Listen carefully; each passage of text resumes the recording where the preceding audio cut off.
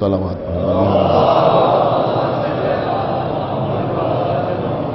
حضرات، اس سے پہلے کہ میں کچھ عرض کروں، میں اکثر مجالس میں نوجوانوں سے یہ گزارش کرتا رہتا ہوں کہ تھوڑا سا وقت مذہبی مطالعے کے لیے ضرور نکالیں۔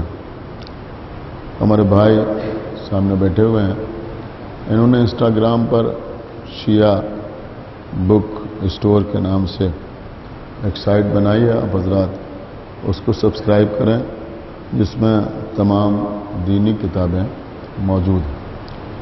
مسلسل آپ حضرات سے تحفظ ذکر کے عنوان پر گفتگو کا سلسلہ جاری و ساری ہے۔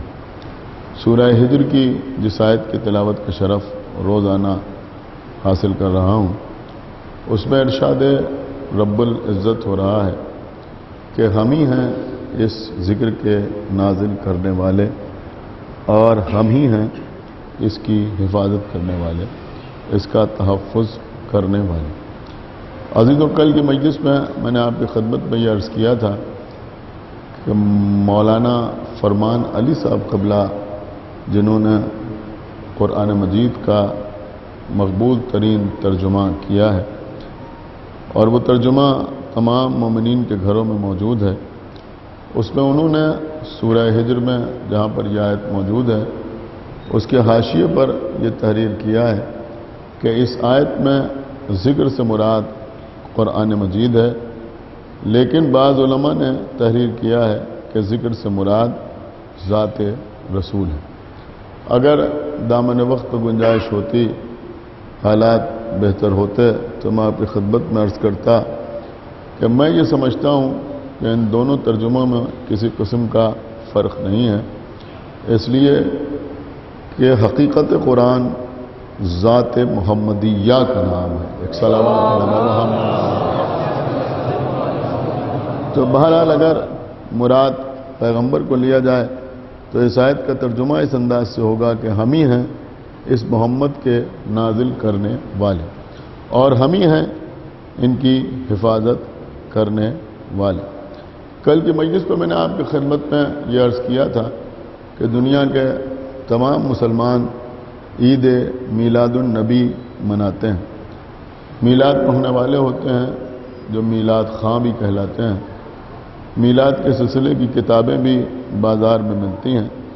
میلاد کا مطلب ہوتا ہے ان حالات کو بیان کرنا، ان واقعات کو بیان کرنا جو پیغمبر کے دنیا میں آتے وقت رونما ہوئے تھے۔ کل میں نے یہ عرض کیا تھا کہ سب سے پہلا میلاد جو پڑھا وہ جناب فاطمہ بنت اسد نے پڑھا۔ کس طرح سے؟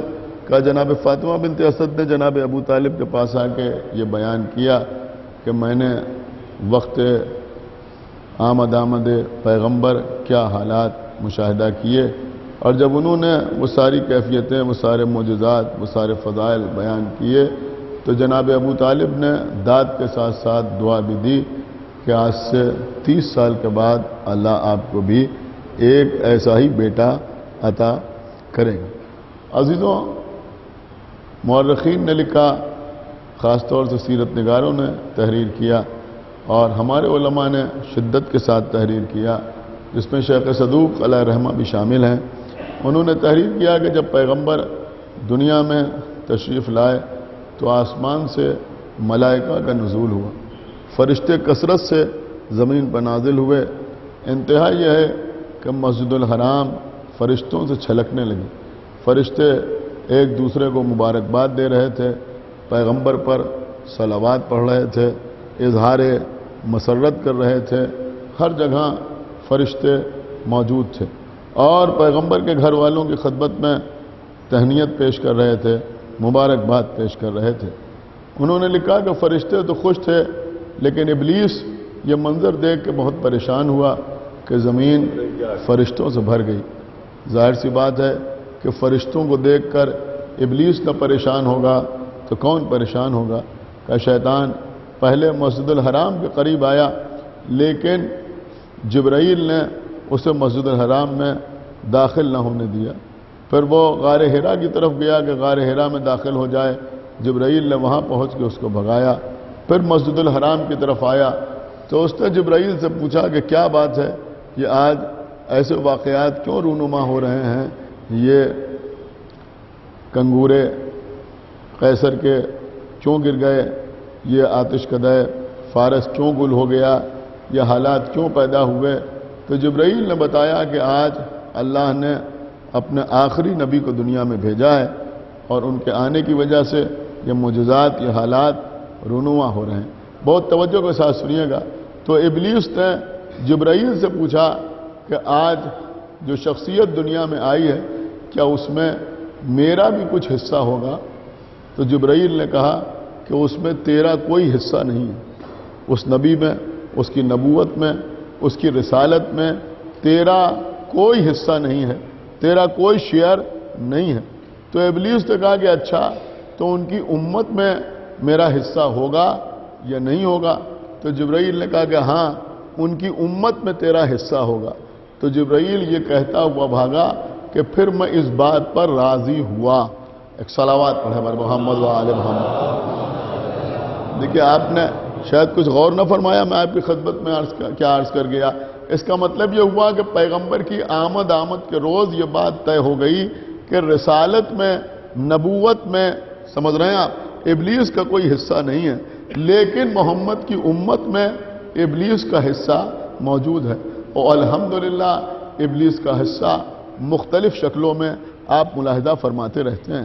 ایک جملہ کہہ کے میں بات کو آگے بڑھا دوں، آپ نہ محسوس کریں گے تو کون محسوس کرے گا کہ رسالت و نبوت میں ابلیس کا حصہ نہیں ہے۔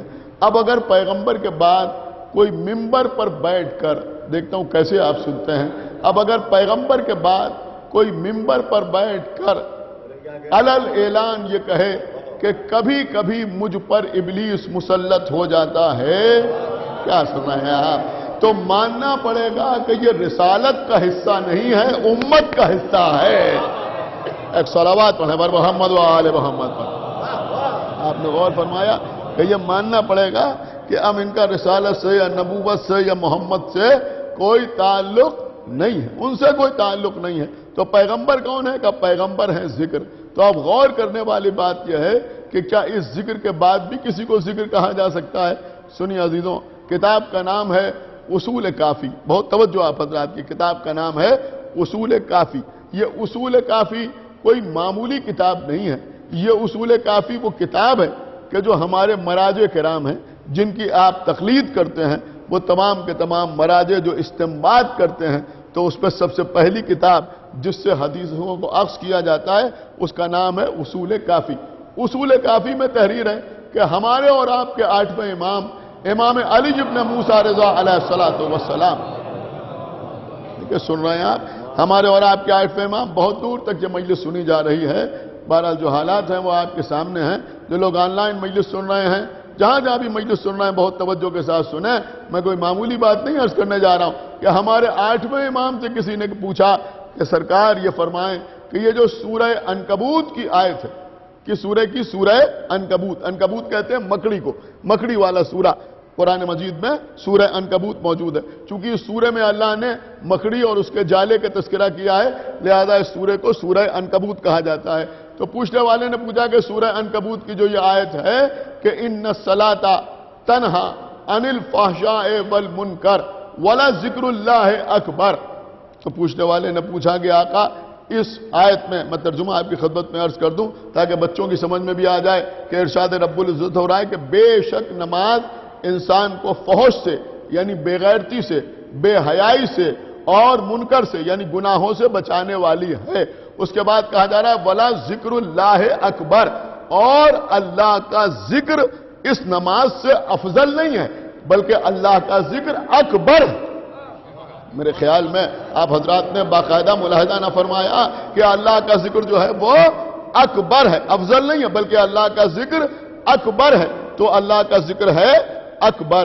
تو پوچھنے والے نے پوچھا آپ کے 8ویں امام سے کہ قبلہ آپ فرمائیں کہ اس آیت میں صلاۃ ہماری سمجھ میں آ گئی کہ صلاۃ کیا ہے، ہماری سمجھ میں فحش آ گیا، ہماری سمجھ میں منکر آ گیا، لیکن یہ ذکر اللہ اکبر کون ہے؟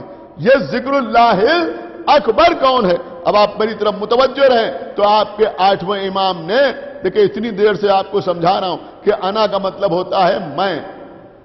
آپ سمجھ رہے ہیں؟ پہلی محرم سے مجلسیں جاری ہیں، یہی تو بتا رہا ہوں نا. انا کا مطلب ہوتا ہے میں، نحنو کا مطلب ہوتا ہے ہم. آپ کے 8ویں امام نے اپنے سینے کی طرف اشارہ کیا اور اس کے بعد فرمایا کہ نحنو ذکر اللہ. کیا سنا آپ نے؟ نحنو ذکر اللہ و نحنو اکبر. ہم ہی ذکر اللہ ہے اور ہم ہی اکبر ہیں. ایک صلوات پڑھے بر محمد و آل محمد پر. ہم ہی ذکر اللہ ہے. ایک صلوات اور پڑھے بر محمد و آل محمد پر. ہم ہی ذکر اللہ ہے اور ہم ہی اکبر ہیں. یعنی ذکر اللہ بھی ہم ہیں اور اکبر بھی ہم ہیں. ذکر اللہ بھی ہم ہیں اور اکبر بھی ہم ہیں. اب سمجھ میں آیا کہ یہ آل محمد ہیں، کہ یہی ذکر اللہ ہے. سن رہے ہیں آپ؟ یہی ذکر اللہ ہے اور یہی اکبر ہے. یعنی جیسے پیغمبر ذکر ہے ایسے ہی مولا علی ذکر ہے، ایسے ہی امام حسن ذکر ہے، ایسے ہی امام حسین ذکر ہے، ایسے ہی امام زین العابدین ذکر ہے. کیا سن رہے ہیں آپ؟ میں کیا عرض کر رہا ہوں؟ اس کا مطلب یہ ہوا کہ خالی رسول کے لیے نہیں، کسی بھی امام کی آمد پر یہ آیت پڑھی جا سکتی ہے کہ انا نحن نزلنا الذکر. ایک صلوات پڑھے بر محمد و آل محمد. کسی بھی امام. اس لیے کہ یہ سب کے سب کون ہیں؟ کہ یہ سب کے سب ذکر اللہ ہیں. کہ نحنو ذکر اللہ و نحنو اکبر. اب سمجھ میں آیا کہ یہی ذکر اللہ ہے اور یہی اکبر بھی ہے. تو ذکر اللہ بھی یہی ہے، اکبر بھی یہی ہے. اب مولا علی بھی اکبر ہیں، امام حسن بھی اکبر ہیں، امام حسین بھی اکبر ہیں، امام زین العابدین بھی اکبر ہیں. ارے آپ کہاں پہنچ گئے؟ میں کیا آپ کی خدمت پہ عرض کر رہا ہوں. یہ سب کے سب اکبر ہیں. میں کہوں گا کیا انتقام لیا ہے اللہ نے کہ اگر تم اذان و اقامت میں علی کا نام نہ لوگے تب بھی ہم تم سے کہلوا لیں گے اللہ اکبر. ایک صلوات بر محمد و آل محمد.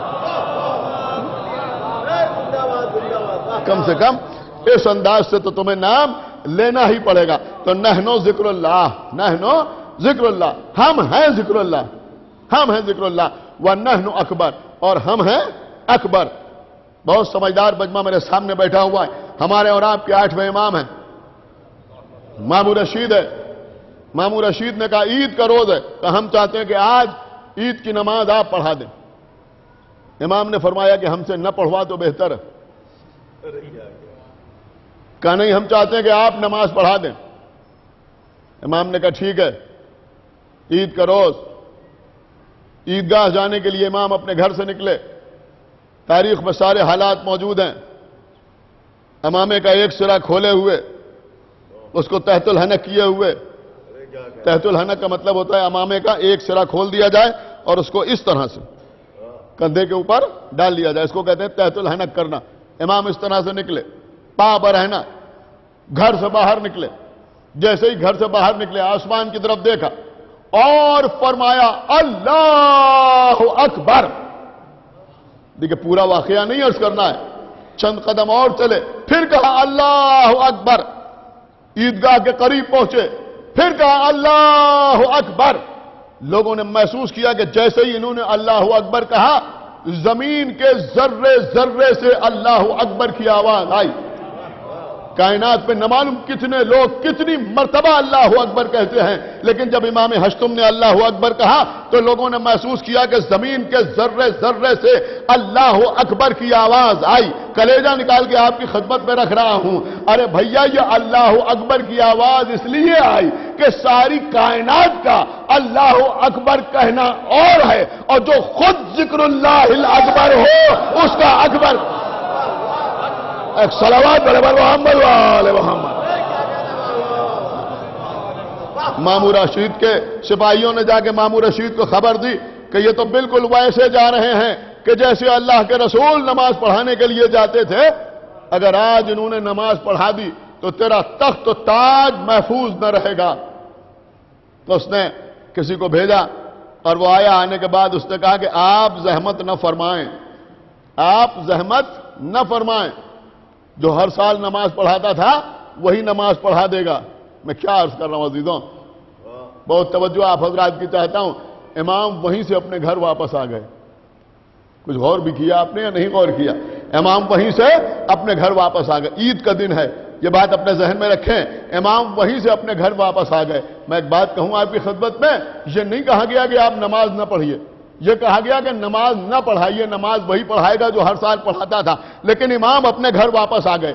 امام نے یہ نہیں کہا کہ ٹھیک ہے میں نماز نہیں پڑھاؤں گا لیکن کم سے کم اسی کے پیچھے پڑھ لوں. آپ نے غور کیا یا نہیں غور کیا بھائی؟ ایک صلوات پڑھے بر محمد و آل محمد. سمجھ رہے ہیں آپ یا نہیں سمجھ رہے ہیں؟ اس کا مطلب یہ ہوا کہ ہمارے 8ویں امام نے یہ بھی بتایا کہ نماز پڑھانے کا مستحق بھی وہی ہے جو ولایت امیر المومنین کا قائل ہو, ہر آدمی نہیں. بس عزیزو میں بات کو تمام کر رہا ہوں. تو یہ وہ ہیں کہ جو ذکر اللہ ہے, خالی قرآن کی آیت نہیں بلکہ حدیث جو بتا رہی ہے کہ یہ ذکر اللہ ہے. خود پیغمبر اسلام نے ارشاد فرمایا زینوا مجالسکم بذکر علی ابن ابی طالب, زینت دو اپنی مجلسوں کو ذکر علی سے. لأن ذکرہ ذکری, اس لیے کہ ان کا ذکر میرا ذکر ہے.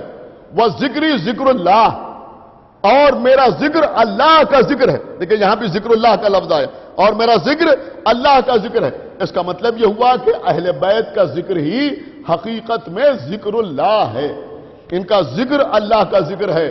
اب میں ایک بات آپ کی خدمت میں عرض کروں عزیزوں, دیکھیں زمانہ جیسا ہے آپ ملاحظہ فرما رہے ہیں, کتابوں میں جو امام کے آنے کی علامات بیان ہوئی ہیں, علامات ظہور, اس میں بہت سی علامتیں اس وقت بھی ظاہر ہیں, اس وقت بھی ظاہر ہیں. میں آپ کی خدمت میں عرض کروں, بات کو آپ محسوس کریں گے. آپ کے چھٹے امام نے ارشاد فرمایا کہ آخر زمانہ میں اموات بہت ہوں گی. فرمایا سرخ اموات بھی ہوں گی اور سفید اموات بھی ہوں گی. کہا مولا سرخ اموات کیا ہیں اور سفید اموات کیا ہیں؟ تو امام نے فرمایا سرخ اموات سے مراد ہے قتل اور غارت گری, کہ جہاں لوگ تلوار سے مارے جائیں گے. میرے خیال میں یہ بھی آپ ملاحظہ فرما رہے ہیں. اور کہا کہ سفید اموات سے مراد طاعون ہے, یعنی بلائیں ہیں جن سے بہت زیادہ اموات ہوں گی. میں کوئی فیصلہ کن بات آپ کی خدمت میں نہیں عرض کر رہا ہوں, صرف امام کی ایک حدیث آپ کے حوالے کی. خدا سے دعا کیجئے کہ خداوند عالم جلد از جلد منتقم خون حسین ہمارے امام کا ظہور فرمائے اور تمام کے تمام ہمارے مسائل حل ہو جائیں. سنیے قبلہ, جہاں اور بہت سی علامتیں بیان ہوئی, میں نے اس سے سوچا تھا کہ بہت سی چیزیں آپ کی خدمت میں عرض کروں. حالانکہ یہ بھی میں عرض کروں کہ جو علامتیں بیان ہوئی ہیں جن کو آپ اکثر علماء سے, ذاکرین سے, خطبہ سے سنتے رہتے ہیں, تو یہ بات آپ ہمیشہ اپنے ذہن میں رکھیں کہ یہ جو آپ سنتے ہیں آخر زمانہ, تو آخر زمانہ کا مطلب آپ سمجھتے ہیں زمانہ جو ہے وہ امام سے ہوتا ہے. اللہ جانے آپ نے غور کیا یا نہیں غور کیا, میں کیا عرض کروں. زمانہ جو ہے وہ امام سے ہوتا ہے. تو آخر زمانہ کا مطلب ہے آخری امام کا زمانہ. میرے خیال میں بات آپ کو واضح ہوئی یا نہیں ہوئی مجھے نہیں معلوم, لیکن آپ انشاءاللہ محسوس ضرور کریں گے کہ آخری امام کا زمانہ یہی ہے آخر زمانہ. یعنی جب سے ہمارے آخری امام کی امامت کا آغاز ہوا ہے تب سے لے کے قیامت تک کا زمانہ جو ہے وہ آخر زمانہ کہلائے گا. اس لیے کہ علامات ظہور میں جہاں بہت سی چیزیں ہیں, وہیں علامات ظہور میں یہ بھی ہے کہ بنی امیہ کی حکومت ختم ہو جائے گی. ایک صلوات پڑھیں پر محمد و آل محمد. یہ میں نے اس لیے عرض کیا کہ بنی امیہ کی حکومت ختم ہوئے, ایک عرصہ گزر گیا, سمجھ رہے ہیں, صدیاں گزر گئیں, لیکن علامات ظہور میں وہ بھی ہے. کچھ علامتیں جو ہیں وہ حتمی بیان کی گئی ہیں, مثلا ندائے آسمانی, آسمان سے ندا کا آنا. ایک صلوات پڑھے محمد و آل محمد. تو بہرحال بہت سی چیزیں ہیں, لیکن اس وقت صرف ایک بات آپ کی خدمت میں عرض کر رہا ہوں کہ مولا متقیان غالب کل غالب حضرت علی ابن ابی طالب علیہ الصلوۃ والسلام سے کسی نے پوچھا کہ قبلہ یہ بتائیے کہ آپ کے قائم کا ظہور کب ہوگا. دیکھیں یہ بات آپ کے مطلب کی ہے کہ آپ کے قائم کا ظہور کب ہوگا. تو مولا علی نے فرمایا کہ ان کا ظہور اس وقت ہوگا, ہو سکتا ہے آپ پہلی بار سن رہے ہو جو بات میں عرض کر رہا ہوں. مولا نے فرمایا کہ ان کا ظہور اس وقت ہوگا کہ جب لوگ یہ کہنے لگیں گے کہ اب ہمیں آل محمد کی ضرورت نہیں ہے. غور کیا آپ نے یا نہیں غور کیا؟ ایک زمانہ ایسا آئے گا, امام فرما رہے ہیں, مولا علی فرما رہے ہیں, جب لوگ یہ کہنے لگیں گے کہ اب ہمیں آل محمد کی ضرورت نہیں ہے. میں اس تھوڑے سے جو لوگ جو یہاں بیٹھے ہوئے ہیں ان سے بھی پوچھ رہا ہوں، اور جو دور دور لوگ مجلس سن رہے ہیں ان سے بھی سوال کر رہا ہوں، آپ مجھے بتائیے کون کہنے لگے گا، کون کہنے لگے گا کہ اب ہمیں آل محمد کی ضرورت نہیں ہے تو ظہور ہوگا؟ یہ غیروں کی بات نہیں ہو رہی، یہ سقیفہ پرستوں کی بات نہیں ہو رہی. میں سوچ سمجھ کے جملہ آپ کی خدمت میں عرض کر رہا ہوں، اللہ جانے آپ پہنچ رہے ہیں یا نہیں پہنچ رہے ہیں. یہ ان کی بات نہیں ہو رہی. وہ تو وہ ہیں جنہوں نے رسول کے سامنے ہی کہہ دیا تھا کہ حسبنا کتاب اللہ، ہمیں کتاب خدا کافی ہے. آپ سمجھ نہیں رہے ہیں؟ وہ تو الگ ہو گئے، وہ تو پہلے ہی کہہ چکے کہ ہمیں آل محمد کی ضرورت نہیں ہے، ہمیں اہل بیت کی ضرورت نہیں ہے، بلکہ ہمارے لیے کتاب خدا کافی ہے. تو اس کا مطلب یہ ہوا کہ جو ظہور کی علامت بیان ہوئی ہے کہ لوگ کہنے لگیں گے کہ اب ہمیں آل محمد کی ضرورت نہیں ہے، وہ کچھ ایسے ہوں گے کہ جو پیدا اس دین پر ہوں گے. سمجھ رہے ہیں آپ؟ پیدا کسی شیعہ کے گھر میں ہوں گے، لیکن وہ یہ کہیں گے کسی نہ کسی صورت میں کہ اب ہمیں ان کی ضرورت نہیں ہے، اب ہمیں ان کی ضرورت نہیں ہے. اب آپ ذرا غور کریں کہ اس طرح کے لوگ سامنے آ رہے ہیں یا نہیں آ رہے ہیں. میں نے کہا بھائی اب ممبر سے کچھ اور پڑھا جائے، اب فضائل کی ضرورت نہیں ہے، اب خیبر کی ضرورت نہیں ہے، اب خندق کی ضرورت نہیں ہے، اب حدیث قضا کی ضرورت نہیں ہے، اب بی بی کی کہانی کی ضرورت نہیں ہے. ایک صلوات پڑھیں محمد وآل محمد.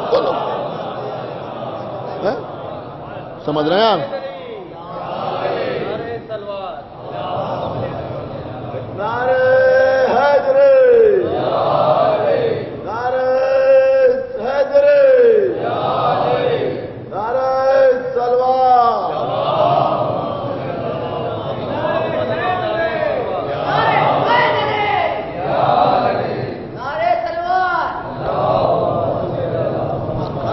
بس قبلہ میں نے بات کو تمام کیا. تو امام کی جو آمد بیان ہوئی ہے اس میں ایک خاص بات یہ بھی بیان کی گئی ہے کہ جب امام تشریف لائیں گے تو امام کو یہ کیسے اطلاع ہوگی کہ اب آپ کو ظہور فرمانا ہے. ہمارے سارے علماء نے تحریر کیا کہ امام کے سامنے ایک علم نصب ہے، ایک علم نصب ہے جس کا پھریرا صدیوں سے لپٹا ہوا ہے. میرے خیال میں آپ سمجھ سکتے ہیں کہ وہ کون سا علم ہے، کہ وہ علم امام کے سامنے نصب ہے. جب اس کا پھریرا اپنے آپ کھل جائے گا تو یہ علامت ہوگی امام کے لیے کہ بسم اللہ آپ ظہور فرمائیں. اور پھر یہ بھی لکھا ہے کہ وہ علم امام سے گفتگو کرے گا، یعنی وہ علم امام سے گفتگو کرے گا کہ قبلہ آپ انتقام خون حسین کے لیے آگے بڑھیے. اور جب امام جہاد فرمائیں گے تو عالم یہ ہوگا کہ ایک ہاتھ میں تلوار ہوگی، ایک ہاتھ میں علم ہوگا. یہ علم امام کے ہاتھ میں کیوں ہوگا؟ کس لیے امام علم لے کے آئیں گے؟ ٹھیک ہے تلوار لے کے آئیں گے، لیکن یہ علم کیوں لے کے آئیں گے؟ کہ یہ علم اس لیے لے کے آئیں گے کہ ایک علمدار کے دل کی تمنا دل میں رہ گئی کہ ہم تلوار نہ چلا سکیں. جزاکم اللہ خیر الجزا. خدا آپ کو کسی غم میں نہ رلائے سوائے غم حسین. دل رو رہا ہے. جو میرے پاس الفاظ نہیں ہیں کہ میں اپنی قلبی کیفیت آپ کے سامنے بیان کر سکوں. میں ہاتھ جوڑ کر مومنین سے، آقا حسین کے عزاداروں سے گزارش کروں گا کہ ایک دن اور رہ گیا ہے، وہ آن لائن مجلس سنیں، آن لائن مجلس سنیں، اور کوئی ایسا کام نہ کریں کہ مجبوری کی عالم میں جو کچھ ممکن ہو پا رہا ہے اس میں بھی کوئی رکھنا پیدا ہو. لہذا ایسا کوئی کام جذبات میں نہ کریں. میں آپ کے جذبات کو سمجھتا ہوں، اس وقت دل کا کیا عالم ہے میں اچھی طرح سمجھ رہا ہوں. میری ہاتھ جوڑ کے گزارش ہے تمام مومنین سے، تمام عزاداروں سے، آپ کو مولا عباس کا واسطہ، جس طرح سے حضرت عباس نے کربلا کے میدان میں صبر و ضبط کیا. ضبط حکم عشق تھا دل تابع احکام تھا، ورنہ یہ تختے الٹ دینا بھی کوئی کام تھا۔ قابو رکھیے اپنے جذبات پر، اور میں پھر عرض کروں گا کہ گفتگو کرنے والے گفتگو کریں گے، کوشش کرنے والے کوشش کریں گے۔ ہم اور آپ، میں نے 1-1.5 مہینہ پہلے یہ بات کہی تھی کہ دعا کریں، دعا مومن کا اسلحہ ہے۔ اپنے گھر کے عزا خانے میں تعزیوں کے دفن ہونے کے لیے دعا کریں۔ عزیزوں، اس بارگاہ میں درخواست لگائیے جہاں کوئی کمی نہیں۔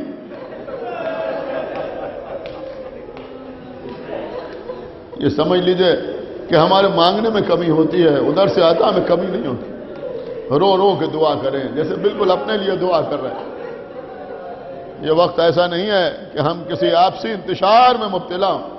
ایک دوسرے پر بھروسہ رکھیے، دعا کیجئے بارگاہ اہل بیت میں۔ اور پھر آج 8ویں محرم ہے،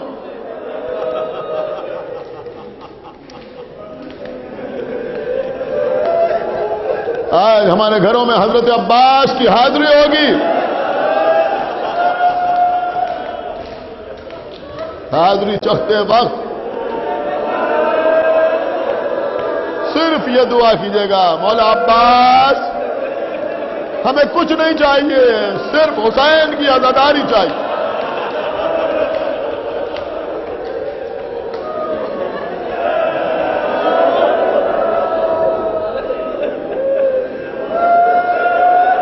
عزیزوں، ہماری زبان کی طاقت جاتی رہے، گویائی جاتی رہے، اگر ہم یہ کہیں نہیں، خالی سوچ بھی لیں کہ ہم عزاداری کو زندہ رکھنے والے نہیں۔ عزیزوں، ہم کیا، ہماری حیثیت کیا، ہماری اوقات کیا؟ 1400 سال سے اس عزاداری نے ہم کو زندہ رکھا۔ یہ امام حسین کی عزاداری ہے جس نے ہمیں زندہ رکھا، جس کی وجہ سے آج تک یہ قوم عزت کے ساتھ جی رہی۔ بس عزیزوں، مجلس تمام ہو رہی ہے۔ عباس نام کافی ہے رونے کے لیے، اور پھر آج تو 8ویں محرم ہے۔ آج ہر گھر میں حضرت عباس کا علم سج جائے گا۔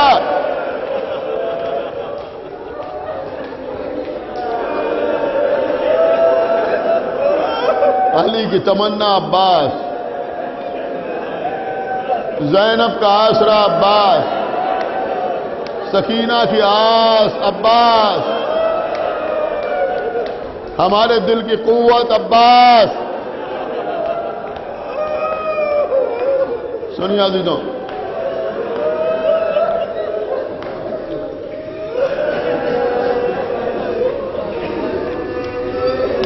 جنگ صفین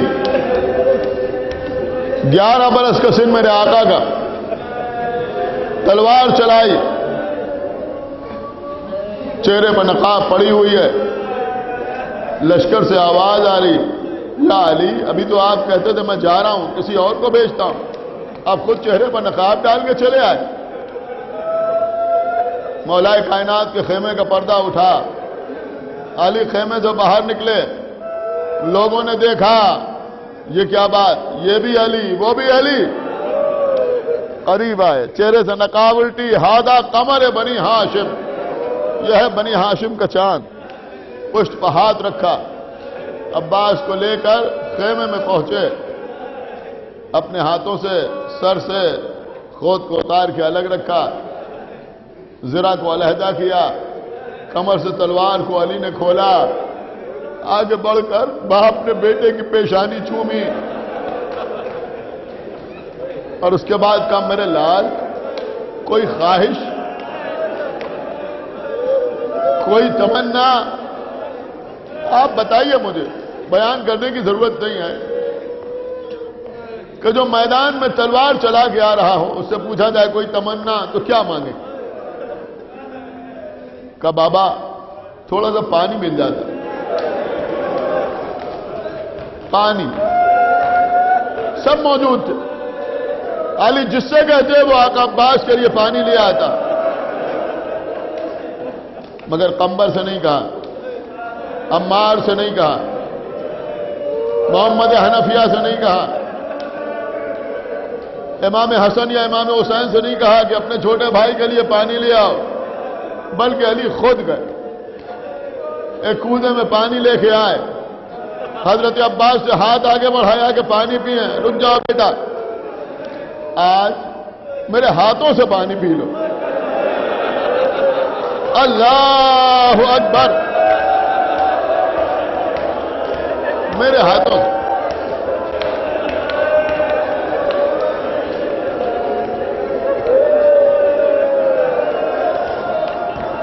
11 سال کے بچے کو کوئی اپنے ہاتھ سے پانی نہیں پلاتا، لیکن یہ محبت امیر المومنین کی بیٹا اس وقت میرے ہاتھوں سے پانی پی لو۔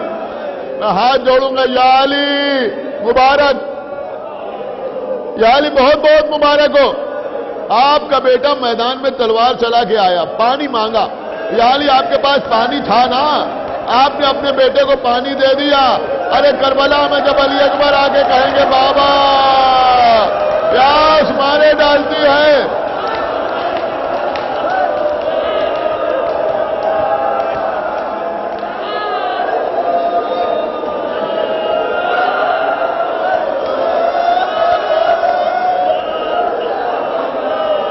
جو لوگ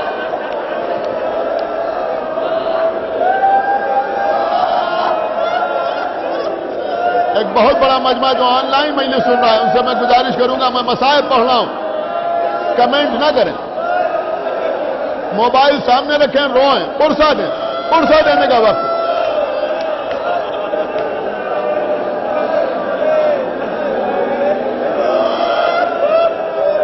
حضرت عباس سے پانی پی لیا، اب جو پانی پی کے سر اٹھایا تو کیا دیکھا کہ بابا کی آنکھوں سے آنسو ہے۔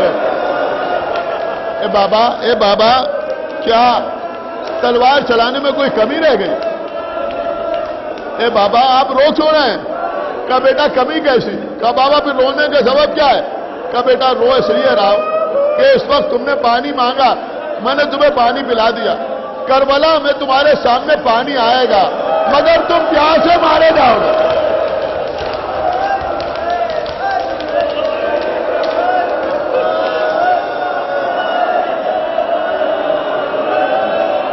آپ کو کسی غم میں نہ رلائے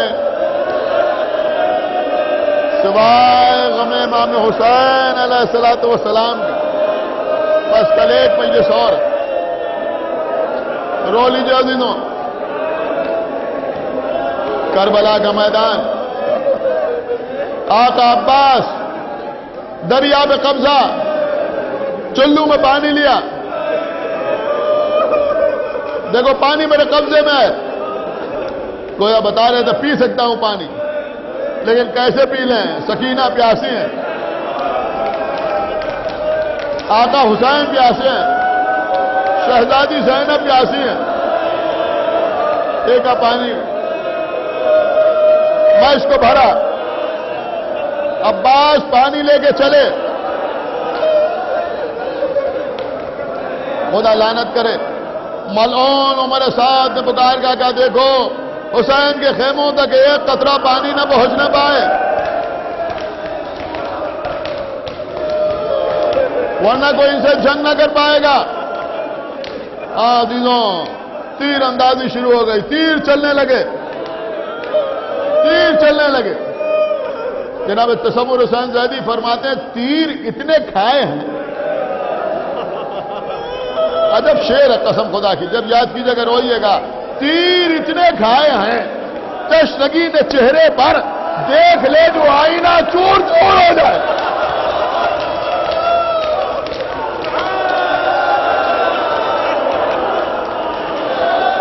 بس مجلس تمام ہو رہی ہے، خدا لعنت کرے حکیم بن طفیل ملعون پر، دائیں ہاتھ پہ وار کیا، عباس کا دائنا ہاتھ قلم ہوا، بائیں ہاتھ پہ وار ہوا، بائیں ہاتھ قلم ہوا۔ اب سنیں گے ہاتھوں میں قلم ہونے کے بعد ایک تیر ہرمرانے چلایا تو عباس کی آنکھ میں آ کے لگا،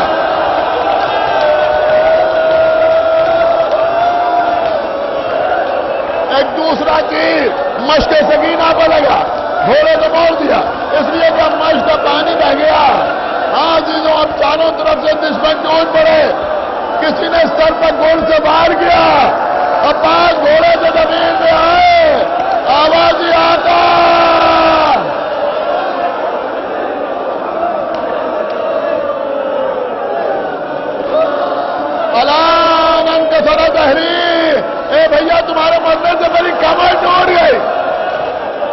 سنیں گے آپ. علی اکبر حسین کی کمر سنبھالے ہوئے حسین عباس کی طرف بڑھے. راستے میں عباس کے ہاتھ ملے, اٹھا کے عباس کے ہاتھ اپنی ابا کے دامن میں سمیٹے, قریب پہنچے, سر اٹھا کے جانوں پر رکھا. بس مجلس تمام, سر اٹھا کے جانوں پر رکھا. بھیا عباس, کوئی آخری خواہش ہے میرے بھیا؟ کہا تھا آخری خواہش یہ ہے کہ جب دنیا میں آیا تھا تو سب سے پہلے آپ کا چہرہ دیکھا تھا. آقا چاہتے ہی ہوں کہ جاتے جاتے آپ کا چہرہ دیکھ کے جاؤں. کہا بھیا زیارت کیوں نہیں کرتے, میں تو سامنے ہوں. کہا آقا ایک آنکھ میں تیر لگا ہوا ہے, ایک آنکھ پہ خون ہے. اپنے ہاتھ سے آقا حسین نے تیر نکالا, ابا کے دامن سے خون کو صاف کیا. بھیا میں تمہارے سامنے ہوں. دیکھا امام حسین علیہ السلام کو. کہا آقا کوئی آخری حکم آپ کا ہو تو بتائیے. اے بھیا تم جب سے دنیا میں آئے کبھی مجھے بھائی کہہ کے نہ پکارا, ایک بار مجھے بھائی کہہ کے پکارو. آواز دی بھیا حسین خدا حافظ. میں کہوں گا اے آقا عباس, آپ کی مصیبتوں کی کوئی انتہا تو نہیں ہے, لیکن آنکھ میں تیر لگا, دوسری آنکھ میں زخم, کم سے کم چاہنے والا بھائی آ گیا, اپنے ہاتھوں سے تیر نکال دیا, خون کو صاف کر دیا. لیکن جب آپ کا یہی بھیا زخموں سے چور چور ہو کے زمین پہ آئے گا, بدن تیروں سے چھلنی ہوگا, تو کوئی تیر نکالنے والا نہ ہوگا. ایک بیٹا بہن کے کانوں میں آواز آ رہی ہوگی, 1900 ہے زخم کا